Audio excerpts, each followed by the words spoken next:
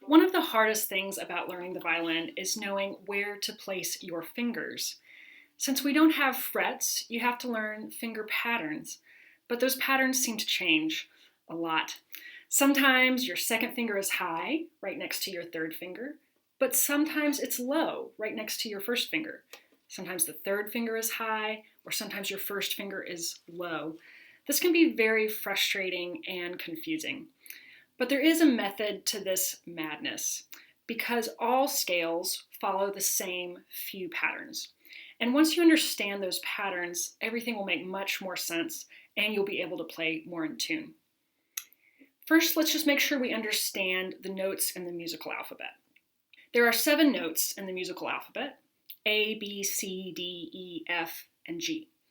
After G, you will start the cycle over again with another A, and you'll get higher and higher and higher in pitch as you repeat that 7-letter cycle. Now let me give you a very broad description of a scale. A scale is a collection of 8 consecutive notes. Take the C major scale, for example. The notes are C, D, E, F, G, A, B, C. It starts with C and it ends with C. Every song you play will revolve around a particular scale. You will know this by looking at the key signature. The key signature is the collection of sharps or flats after the treble clef, but before the time signature. These groups of sharps or flats will tell you what scale the song revolves around and what your finger pattern will be for the violin. Now let's talk a few basics about music theory. Let's think about those 7 notes in the musical alphabet again.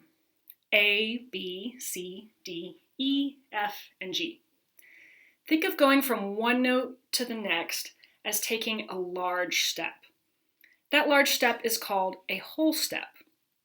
But in between those whole steps, there are smaller steps.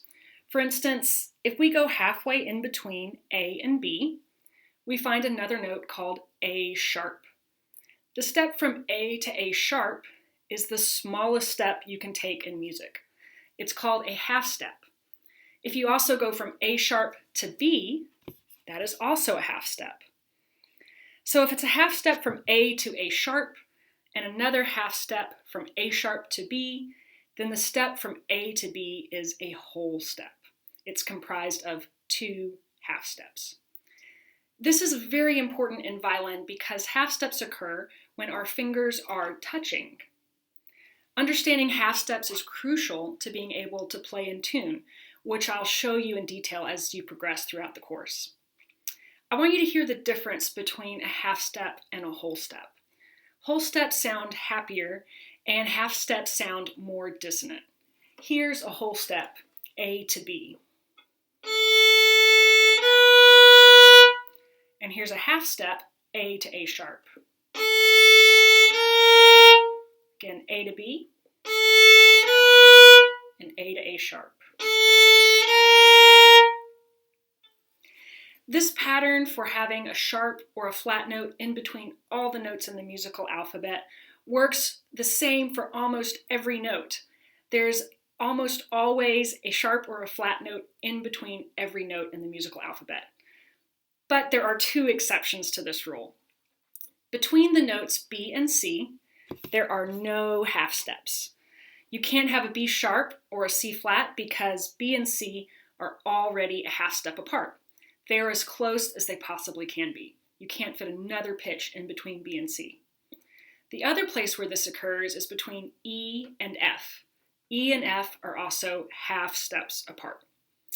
If you look at a piano keyboard, you can see all the half steps. You don't have to know anything about piano. The black keys are the sharps and flats, and the white keys are the natural notes. B and C and E and F are the only 2 places on the keyboard where the white notes are touching. There are no black keys in between B and C and E and F. So what does all this have to do with scales? Well, all scales have the same pattern of half steps and whole steps. Let's look at the key of C major. When we label the distance between each note, we get this pattern of half steps and whole steps. Whole step, half step, whole step, whole step, whole step, half step. Every single major scale uses that exact same pattern of half steps and whole steps.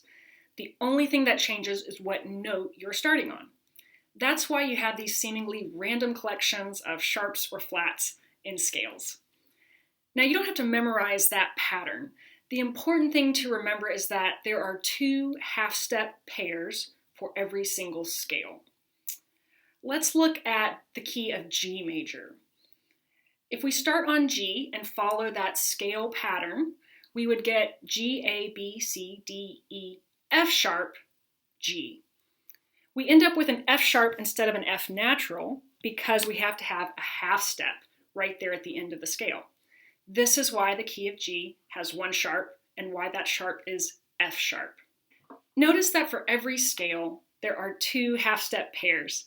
This is so important to understand. In the key of G, for instance, the half-step pairs are between B and C and between F sharp and G. This is why when you are playing in the key of G, all the F sharps to Gs will touch, no matter if they are between the 2nd and 3rd fingers or between the 1st and 2nd fingers or wherever they happen to be on the fingerboard. The same thing applies to B and C in the key of G. Every B and C will touch. So this is why all major scales sound the same. They all use that same pattern of half steps and whole steps. They're just starting on different notes. So try to get in the habit of memorizing those 2 sets of half-step pairs for whatever scale you're playing. In the next lessons, I'm going to show you how thinking this way will not only help you play more in tune, it will help you to learn faster, and it will help you to play faster.